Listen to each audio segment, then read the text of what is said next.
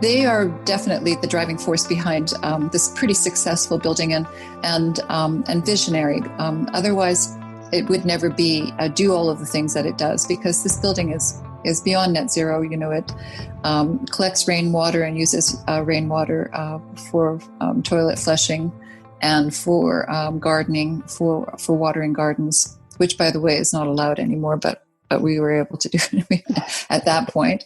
Right. It's also we've dealt with the stormwater retention, so that the water is kept to the site. There's in the subdivision of Echo Haven, there is dual plumbing, so that black water and gray water are separated, and that's a whole topic on its own. But the idea right now, it all goes into the city sewer system, but the idea was that gray water could be dealt with on the site in the subdivision, and all of the houses in that subdivision are plumbed that way. But the biggest deal about Echo Haven in the city of Calgary is that there's no gas lines going to this. So all of the houses have to really consider how best to be built, how they could best be built in order to be energy efficient, because they'd be depending on electricity and photovoltaics to supplement that. Also, all of the lots in that subdivision have solar access, and that's a very important part of the subdivision planning. So one of the clients, Dave Spencer, one of the clients of the Echo Haven House, one of the developers or part of the development team that brought Echo Haven to life. So Echo Haven's a huge story. It's a many decades story. And the people who are involved are just families. They were just people with a vision of a better way to live. So so Dave Spencer and Debbie Wilcher are the owners of the house. And they keen to have a conscientious house. They could see the logic in it. And to say that they weren't worried or concerned about some of the innovative things we were doing is not true. They were. and because a lot of things we were doing were not off the shelf when we were creating things. So that is... it is a difficult situation sometimes with clients, and there's some anxiety about it for sure. So if you can mention like one of the big challenges that you can feel like you learn about it and you're trying to kind of be more cautious for the next one, what could that be? So in this house, we're kind of, I would say, cocky. That's a very good way to put it, about us being able to get this to be airtight. And there were a couple of tricky situations in the building that we still thought we had a handle on. And when we did our door blower tests and our final door blower tests, we were chasing down this silly thing, this silly air leakage that is probably too complicated to describe, but it was exasperated by a hole that was drilled that was buried by an electrician, and exasperated by a couple of other, it just happened to be in the worst place. And we also depended on spray foam to do some air sealing in one area. There were just about 3 or 4 things that just combined in one particular area that we couldn't fix. We couldn't fix it retroactively. It wasn't as easy as sealing up an electrical outlet. It was complicated. It went through a wall plate and up into the attic and then up to a double truss. So it's not that the air changes were terrible, but they were over 1. And so that's 1 at 50 pascals. And anybody who's listening, this is maybe a little more technical than we want it to be, but that was disappointment, and it was a really big failure for my part. I just thought it was terrible. We were really trying to achieve below 1, 0.8, and I didn't even know about 0.6 at the time because I still hadn't done a passive house course, but we really wanted it to be below 1, and we were at 1.1 or 1.2, and it was pretty disappointing, and we just couldn't fix it. So right. Right. Yeah, and yeah, and that was one of my questions that I gave to the actual contractor that did this passive house for the car dealership.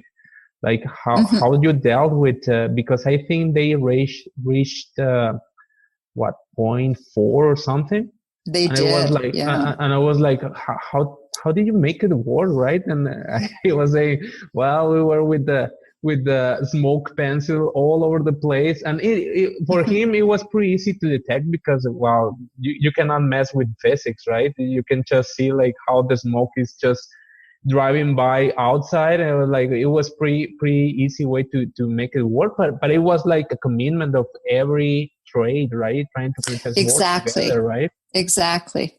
And that was part of the learning process of this particular building as well.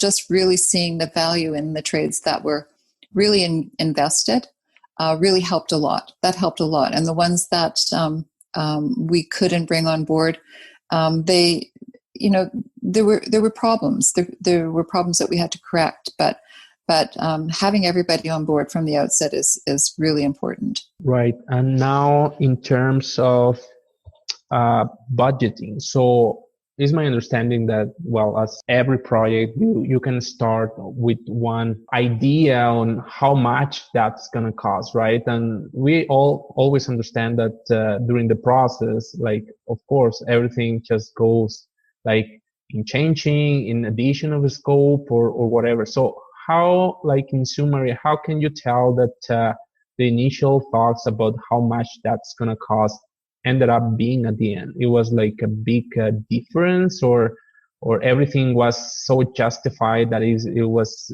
what it was, or how was your experience in that regard? So for that particular building, remember it was a while ago, and so some of the materials that we use probably would be less.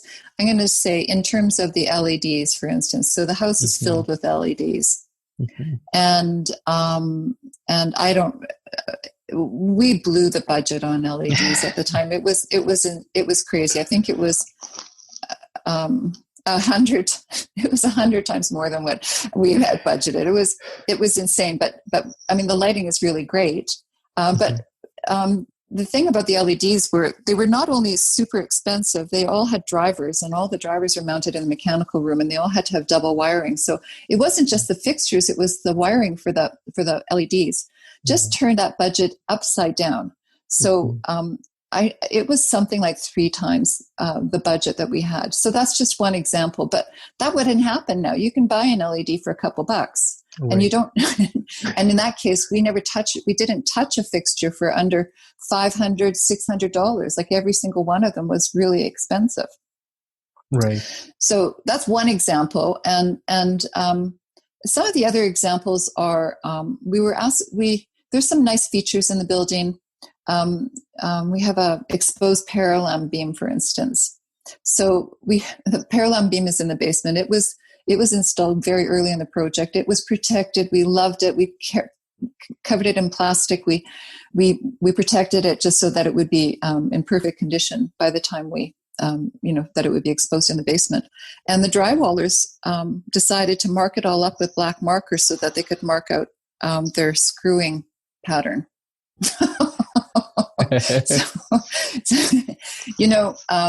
It was new to them. It was not something that they understood, and I probably didn't explain it well enough. But it's just one example of how things just go awry in an instant. And I mean, that happened when I literally turned my back for half an hour when that kind of incident happened. But that is the kind of thing that happens with a custom build.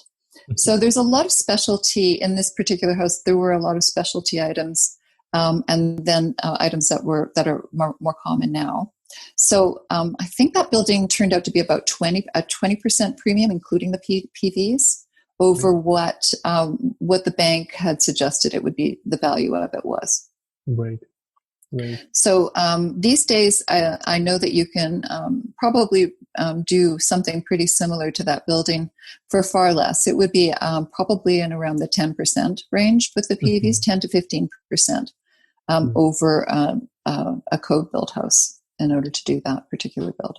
Yeah, and good thing that you are taking in consideration when that was built, right? Because as you were saying, yeah, like certain technologies has been improved since then, and also education, right? I cannot imagine like being new in the market and actually in the actual principles as well. Is like how can we start, right? But now I'm guessing it's like we have more education about how, at least about the principles, right? Because it's way different trying to kind of get the knowledge through theory and actually bring it to practice, right? This is a big gap over there.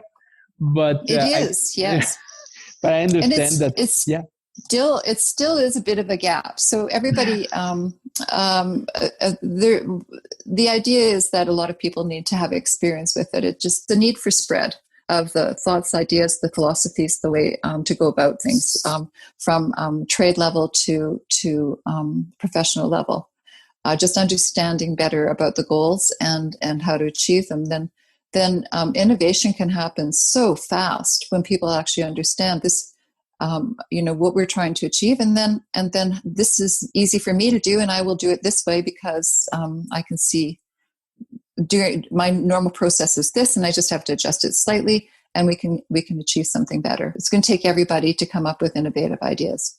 That's right, and be open to change, right? Like is what I found. Like when everybody is knowing like a certain way to do things, but we are still open that everything has been enhanced and technology is moving in the fast forward pace. Just be open to the change and trying to say, okay, well, that's be open on whatever input that everybody can have, and trying to kind of just bring it to reality and everybody be on the same page. Yeah, I think that's the way to move forward with certain decisions, right? And knowing as well that the client wants to achieve certain standard.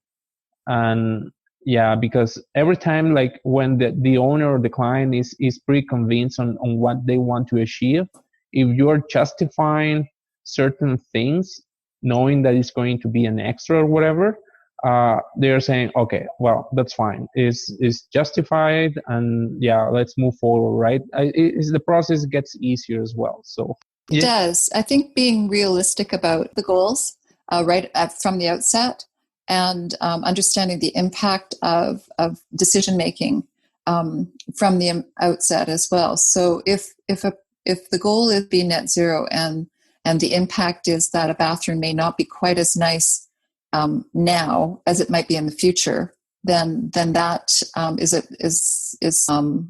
whether their net zero goals are more important than some of the finishes in the house right now. That's right.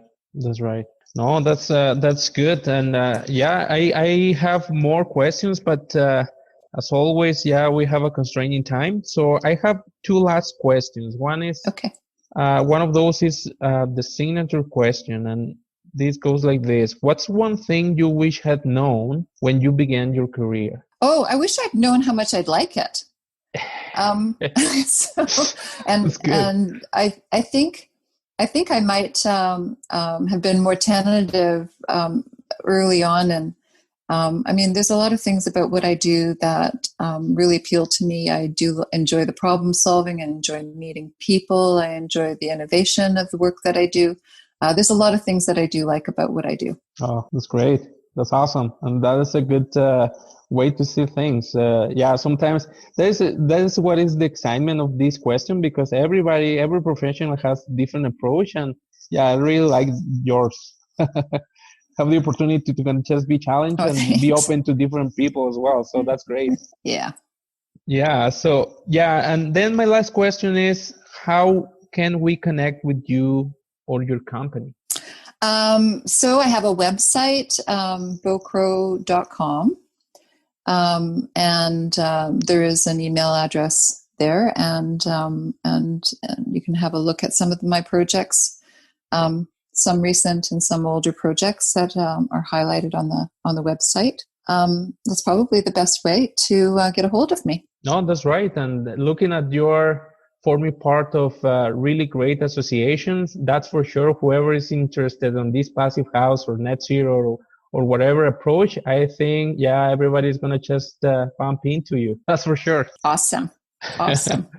No, thank you, Kim. Thank you for your time. Thank you for sharing all these amazing stories and experience with us. So yeah, hopefully maybe in the future we can just tailor a specific topic and go through it and just trying to share good information to everybody. So thank you for your time. And absolutely.